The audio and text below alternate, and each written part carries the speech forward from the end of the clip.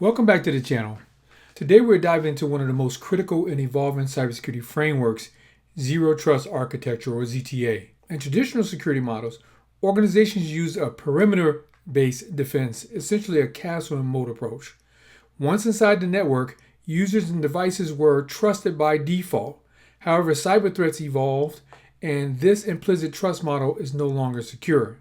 This is where Zero Trust comes in. Instead of assuming trust based on location or credentials, Zero Trust requires continuous verification for every user, device, and application trying to access resources. So, what will you learn in this video? First, I'm going to talk about what Zero Trust architecture is and why it's needed. Then I'm going to talk about the core principles of Zero Trust. I'm going to talk about how ZTA enhances security against modern cyber threats. And I'm going to talk about the steps to implement Zero Trust in any organization. By the end of this video, you'll understand why Zero Trust is the future of cybersecurity and how you can start applying it today. So let's get started. If you're serious about securing your network, Zero Trust is not optional, it's essential. Let's start with the basics. What exactly is Zero Trust? Zero Trust Architecture, or ZTA, is a security framework that follows the principle never trust, always verify. This means no device, user, or system is automatically trusted. Every access request is verified, authenticated, and continuously monitored. So why is Zero Trust important? The traditional model is outdated. Old security models assume that anything inside the network is safe, but attackers can now bypass perimeter defenses using phishing, malware, and credential theft. Next, remote work and cloud computing. With users connecting from anywhere, security can't rely on physical office network anymore. And then there's insider threats. Even employees with partners can unintentionally or maliciously compromise data. Zero Trust ensures that no one gets a free pass, even if they're inside the network.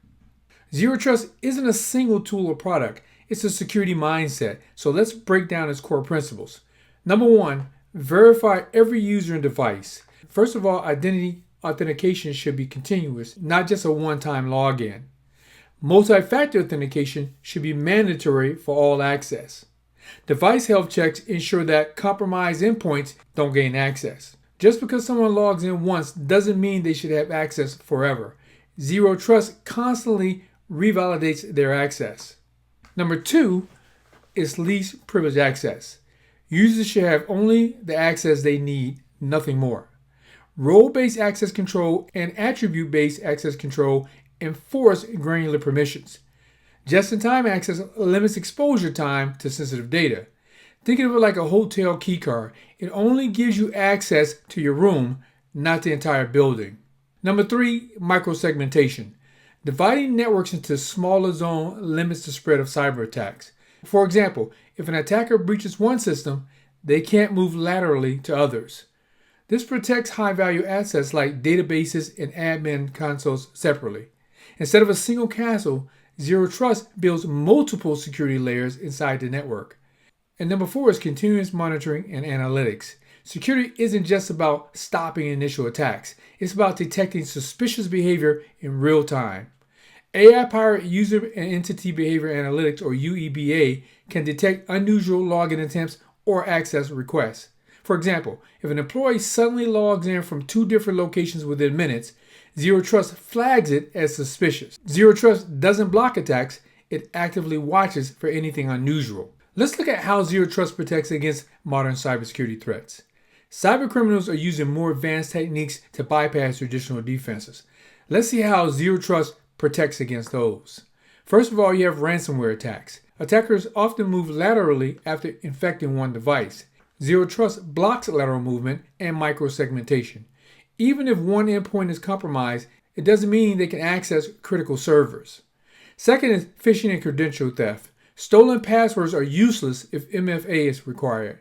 AI-driven adaptive authentication can detect login anomalies. For example, if a hacker logs in from a foreign country, Zero Trust requires additional verification. Next is insider threats. Employees don't automatically have full system access.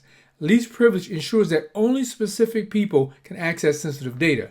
Continuous monitoring can flag unusual activity like data exfiltration attempts. Zero Trust doesn't assume anyone is safe, it verifies everything. Now let's talk about the steps to implement Zero Trust in your business or organization. Number one, you need to identify critical data and assets. Map out what needs the most protection: customer records, financial data, admin accounts, whatever it may be. Second, enforce strong identity controls. Implement multi-factor authentication for all users. And then use biometric authentication where possible. Third, implement least privilege and micro-segmentation. Set up strict access controls using RBAC and ABAC. Divide networks into smaller security zones. Number four, deploy advanced threat detection. Use AI-driven security analytics to detect anomalies in access patterns. And number five, establish a zero trust policy for cloud and remote work. Use cloud security gateways to enforce zero trust even outside company networks. Require continuous authentication for cloud applications. Zero trust isn't a single tool, it's a long-term strategy that makes cybersecurity stronger at every level. To wrap up, zero trust is the future of cybersecurity. Let me give you some key takeaways. No more implicit trust. Always verify access requests. Implement least privilege to limit exposure. Continuously monitor for threats to stop attacks before they spread. The days of relying on firewalls alone are over. Zero trust is the key to modern cybersecurity. Now, if you found this video helpful, please like and share to help others learn about zero trust. Subscribe for more in-depth cybersecurity insights and comment below with any questions. I'd love to hear your thoughts.